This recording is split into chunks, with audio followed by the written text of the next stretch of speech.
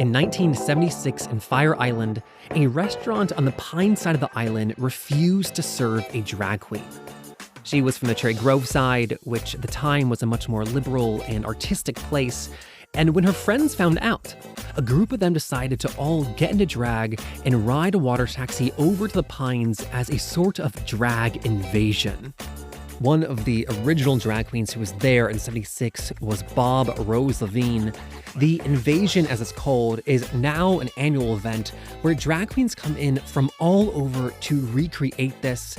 It's really one of the most exciting days on the island, and Bob has continued to take part in it ever since.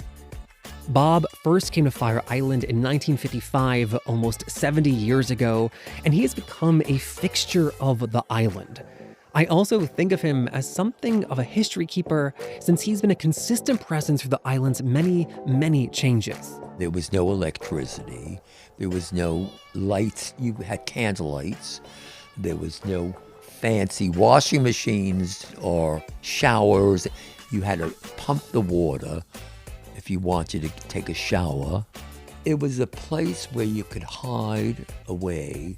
I got to speak to Bob this past summer at his home in Cherry Grove. And for those who don't know, Cherry Grove and the Pines, those are two parts of Fire Island. So you'll hear us say Cherry Grove, you'll hear us say Fire Island. Those are more or less the same place. They are not two separate islands. So just a heads up there. You're going to hear us talk about how the island has changed since the 50s, how it continues to change, how drag has changed. And Bob talks about why, despite growing up in the 30s and 40s, he never had to come out of the closet.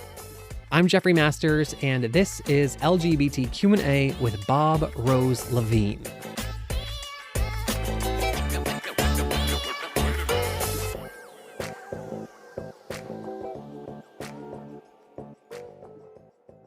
So to begin with, you've said that when it comes to like coming out of the closet, per se, you've never had to do that. I never came out of the closet.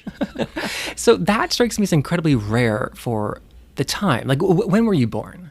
1933. 1933. So in like the 30s and 40s, you never had to come out. Well, I lived in New York City, in the Bronx, and I went to school there. But when I was at a certain age, like 10, I got involved with the theater, and I went to movies. Then I went to Broadway on Saturday, and then I went during after school. If I found there was something on Broadway that I wanted to see, I'd go to an evening performance and still come home and be in school in the morning. Wow! My mother and father let me do all that, and I never missed a movie that they had in the neighborhoods. So I used to go practically every day to a movie, and Saturday, again, I used to go to Broadway in the morning, start at the, each week, either the Paramount Theater, the Capitol, Radio City. Were you going alone? Yeah. And I loved it.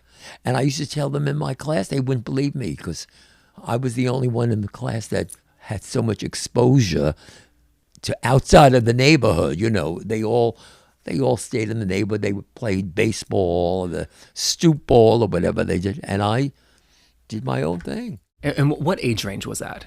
10, 11, 12, 15, you know. So you're 12 years old, going to a Broadway box office. Exactly. Paying how much money for a ticket? $1.20. Oh, my God. And I saw My Fair Lady, South Pacific. I saw them on the first matinee, Annie Get Your Gun, with Ethel Merman. Yeah. My mother was also, she loved movies and theater.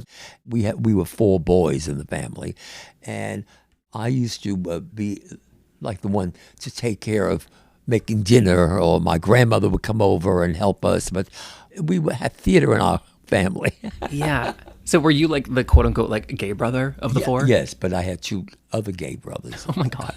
Younger than me, yeah. 3 of 4. 3 out of 4. 3 out of 4. But see, I used to take them when they were old enough that my mother would say, well, take them to Broadway, take them to the movies.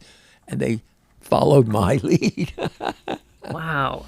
And so your family had absolutely zero issue with your sexuality. My mother and father were here on Fire Island, and they loved it.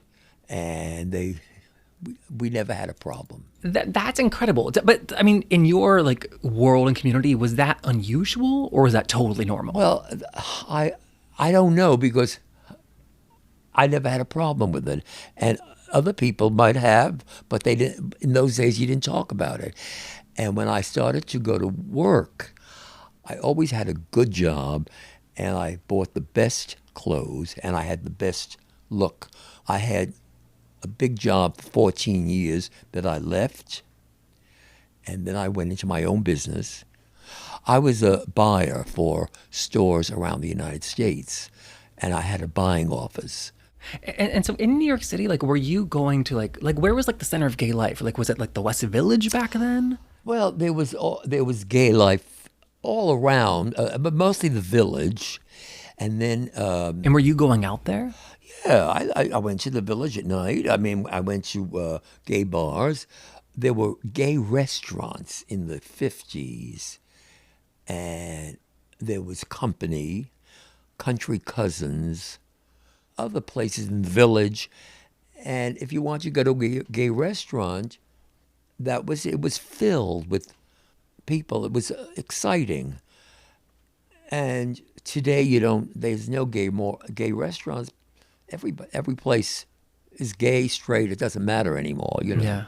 But years ago there was a little distinction of where you go, and the gay bars. There were many in New York, and you don't hear about them anymore as much. Yeah. Did you have like boyfriends during this time? Yes, on and off. Yeah. But I have a partner now, 30 years. We're Yeah. together. Yeah, he's taking a nap. Sure. I could keep it quiet. I didn't know if you were like, 18 with like young love. Yes and no. I didn't have a steady boyfriend. No. And then I came to Fire Island, and in those days, if you did drag, that was like, you're out. Bad. Bad. Bad. So it was kind of quiet.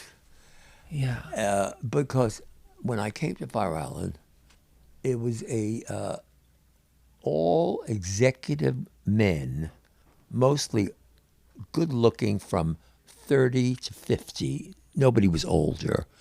And it was a very high end. They lived in Cherry Grove. That's where we're talking now in Cherry Grove. Yes. Was back then, was the reputation that this was like the lesbian part of the island, or is that Well, new? In the 40s, it was straight. And somebody from the theater, I can't say somebody, but a group came out here, and there was no electricity. There was no lights. You had candle lights. There was no fancy washing machines or showers that you had to pump the water. It was a place where it was no telephones, no television. So it was a place where you could hide away. And in the 50s, a group from the theater came out here, and then they brought their friends, and in 1945, I should say, they opened the Arts Project. But the straight people that lived here rented to the gay people, and they fell right in with the fun. The gay people immediately brought in parties and excitement because there was no ice palace. There wasn't cherries or events. So they had a hat party on next Saturday, or a high heel party, or a cowboy party. Each week somebody had a party with a theme. And there were 25, 50, not more than 50 houses at that time. So everybody was invited. There was no telephones, nothing to do on a Saturday. That was the event. And everyone just knows everyone's invited. I don't think everybody was invited, but everybody knew, most everybody knew everybody to invite them. Sure. So if you had a party, you invited them. 2 weeks later, you have a party, you invite them back. And that's how it sort of started with the parties. And there was the hotel where they had dancing, and they didn't allow men to dance. So there were women there, straight or gay women. They sort of got together where one woman would dance with two guys. So it was, you're not dancing, you're just in a circle or something. And that's how that got through. And then, and you said about lesbians, we always had lesbians here. There's always lesbians all over the world. It's not just something new. So they were here and they fit in with the gay guys. It was, there were more gay men than lesbians, but they were here. And then, of course, when we had the AIDS crisis in 1981, things changed.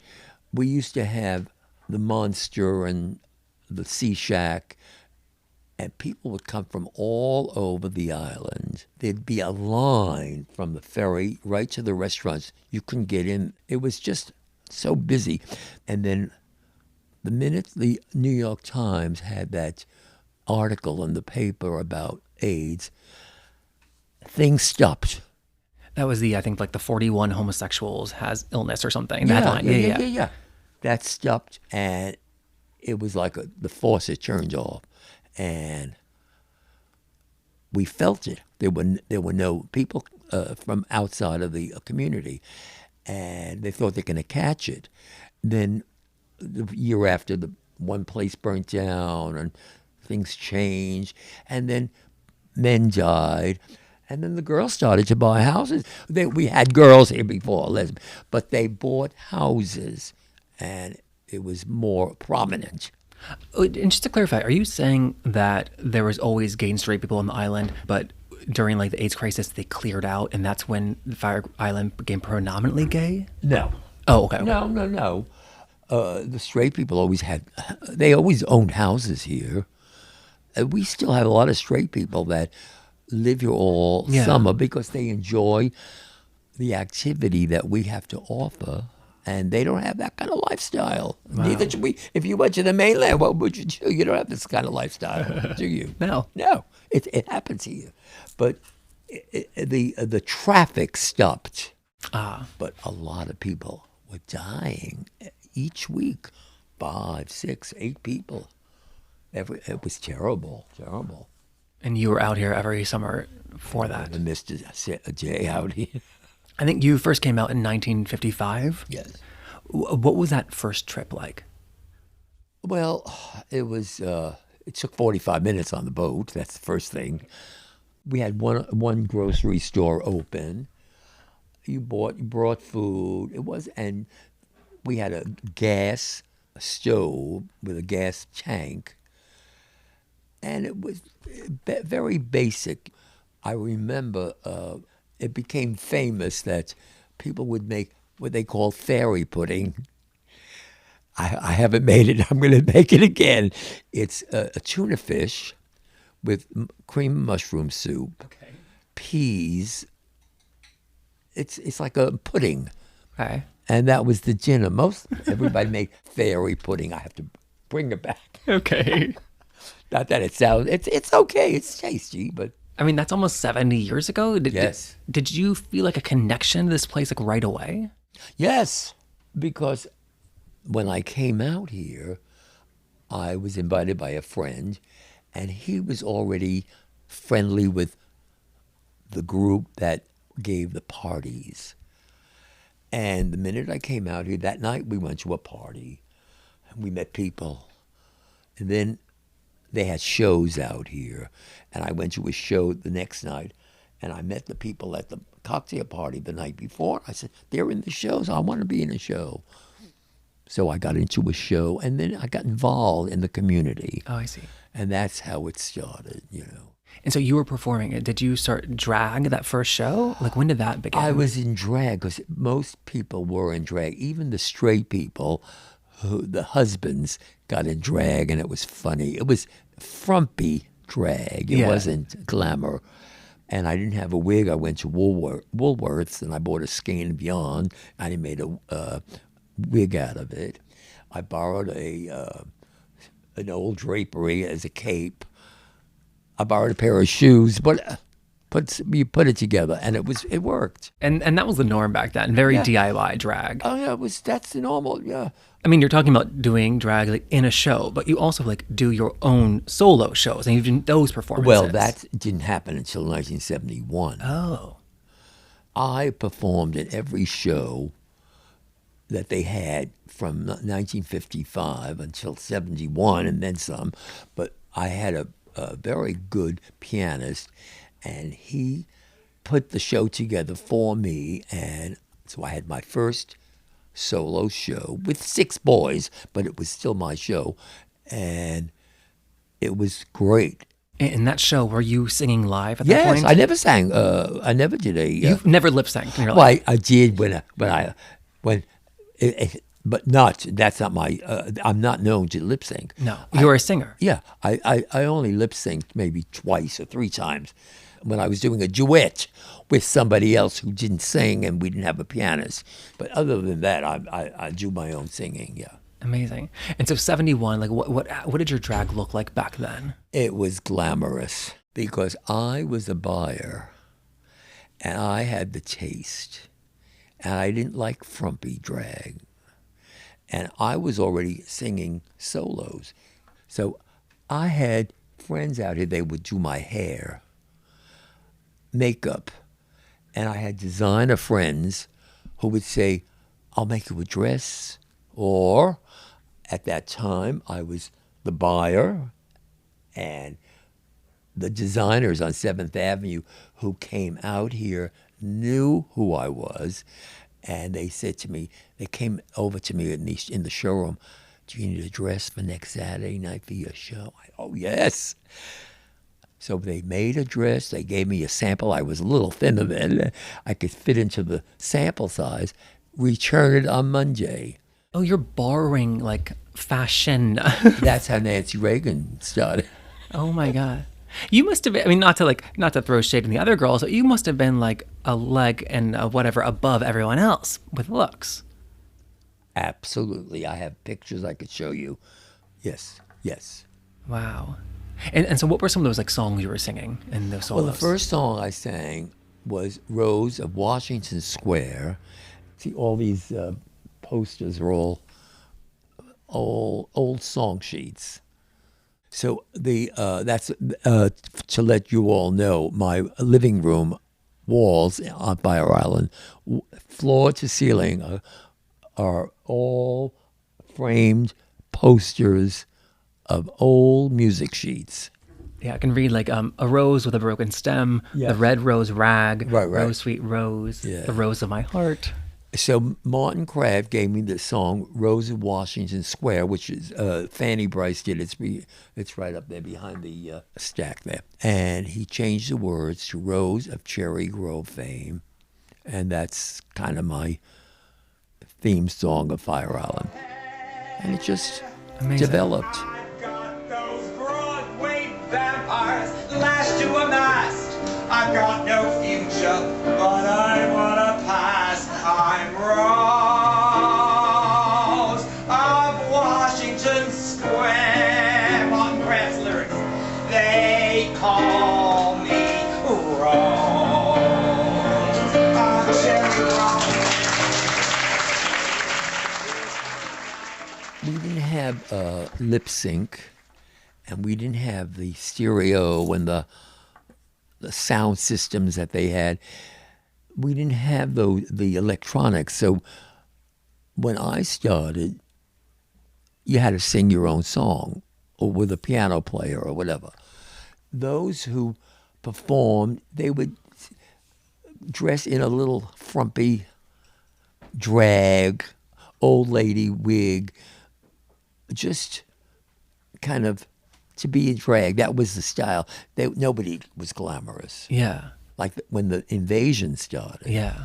everybody was in drag. They wanted to get in drag, but they came with a little house dress, an old wig. They didn't shave. Yeah. They wore a mustache. I want to talk about the invasion. That was 1976 in July. Can you explain the origin story? Sounds like Terry Warren, a drag queen, went to the Pines and was not seated, right? When did you find out about that? Well, I don't know. I was a week later, within a week or so of the time that she was denied the entry, Pansy or somebody came to me and said, we're going to the Pines on a boat. It's a water taxi. And you want to go? Get dressed. Where to go? So I was writing a column. I still write the column for the Fire Island News. I started in 1973, still have my column. I wrote in that column that we invaded the Pines, and that's how the term started. So you coined the term. I coined the term. Oh, I see. And so everyone, there was about 17 queens, I guess, rode over in that water taxi. 17, yes. And so you arrive in the Pines. How were you treated? Well, when we got there, we didn't know how we would be treated, but we were all in drag on a boat, and it was tea dance, and they were screaming, and they couldn't not let us in because we walked in and everybody was welcoming us and screaming and whistling and. And just to clarify, screaming in a good way, not yes, negative. Not negative. Yeah, in a good way. So then everybody was either buying us drinks or the bartenders offered us drinks, and we didn't stay long, but we stayed for probably an hour or less. We got on the boat and went back. So it was fun, and then we did it in the second year, and that's how that developed. So you decided the next year, let's make this a tradition. I didn't decide. Someone did. Pansy might have decided. But I was always part of the group, yes. Pansy's one of the other drag queens in Cherry Grove, who is also still alive. Oh, yeah. She and I, the two, and Lynn Hutton, there are three still alive, but Pansy and I still live on the island. We've often heard about the many police raids of gay bars in the city, but they also did police raids here, right? Well, in the 60s, 1961, 2, 3, 4, 5, yeah. In the 4 or 5 years of the early 60s, there were raids, and they'd have policemen come out here in plain clothes, and they were young, and they looked like they were gay guys, so nobody knew they were policemen. And I was never involved, thank God, and I had to go to theater to rehearse, and if I had a guest here once, and we had dinner. I told him I'd meet him at 2 a.m. because that's when the rehearsal was over. I waited, and he never showed up, but he was arrested. He walked outside, and on the walk, someone's cruising him, and if you touch the guy, they arrest you. So that's what happened. And the person cruising him was a police officer. A police officer. And they took them off, not one by one. They'd have 10 of them. They'd grab you, and they'd have a boat waiting or taking them over all together. They go to the police station, and we didn't have telephones then. And my friend called. I don't know how we got the telephone. There was a telephone booth down in town, in center of town. And he called the telephone booth. Somebody answered, and he asked for me. The receiver was hanging until I got there. They went here, got me. I went back. So I went to where are you? He's in jail. Now, he needed $1,000. Wow. To bail himself out. I don't know how I got it. In a minute, I worked it out. We had to send $1,000 to the jailhouse. And so this was on a Friday. Saturday morning, he called me. And then I remember that I was in the show on Saturday night. We used to do 3 shows on that one night, 9, 11, and 1. So about 9:30, the boat came in. It was just the break of the 2 shows, intermission of the. It was the end of the first show, and I had a half hour or so. Picked him up at the boat, and I had to go back. But yes, they came back if you gave them $1,000 bail. So my friend, That's a lot of money now, let alone then. well, the $1,000, I don't think they ever got it back, and then they had to get a lawyer. He lived in Florida, and this went on for 3 or 4 years. He had to come back to New York for a court case. It must have cost him $10,000 in those days. Lawyers, traveling, never got the money back, of course. Yeah. And it was all a scam for the people to make money, but it stopped. And then a lot of people. Did it stop for a reason? I don't know the reason. I mean, but it stopped. Okay. And the people who were arrested, who lived here, most of them were executive men, and they took their names and addresses where they worked, and they were fired or Because they often printed them in the paper. they printed in the New York Times and the Post and News. Now, I bought my house from one of those guys that he was in his late 50s. He had a big job with U.S. Steel. He was arrested, put in the paper, the name, fired. At that age, in those days, you couldn't get a job anymore. There was no internet. He had to move to St. Thomas, and I bought the house. Wow. It was different. What year was that? 65, Wow. So you've been in this house that we're in right now since then. 58 years. God. So since you've retired from your job in fashion as a buyer, I'm busier than really in show business. But you're a full-time drag queen now. I'm not saying a drag queen. I'm Okay. a performer. Performer. Yeah. Okay, because again, the changes into drag, when you started in the 70s, being a drag queen as a career wasn't really a possibility. No. What is the distinction for you, the drag performer versus drag queen? Well, I'm not a drag. I don't go anywhere in drag except if it's a special event or for a show or whatever. I don't. If they're paying you. Just get no. Oh. I don't get paid. Oh. A lot of stuff. I do all this for nothing. I don't. The show that was a couple weeks ago here, that was just for the fundraiser for the community. Fundraiser for they get Oh. that. My show sells out. Yeah. You were there. Yeah. I went last year. I couldn't get a ticket this year. Oh my God. Well, when they put my name up, they sell tickets, and they make enough money to pay the rent for the season. Wow.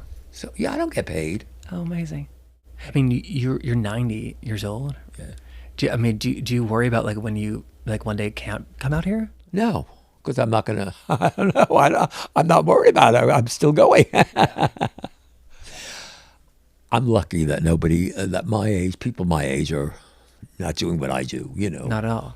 Yeah. I think this was fantastic. Yeah. Thank you for spending so much time. Well, thank you. Just turn me loose in Cherry Grove under an island moon. Keep me right here on this island that's gay, where everyone here is a little that way. Give me a stage and spotlight where I can sing and dance.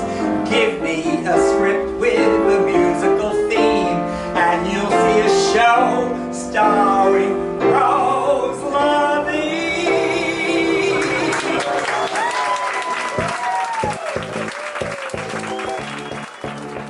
And that is Bob Rose Levine, who, if you're lucky and in Cherry Grove this summer, I promise, you definitely want to go hear her sing live.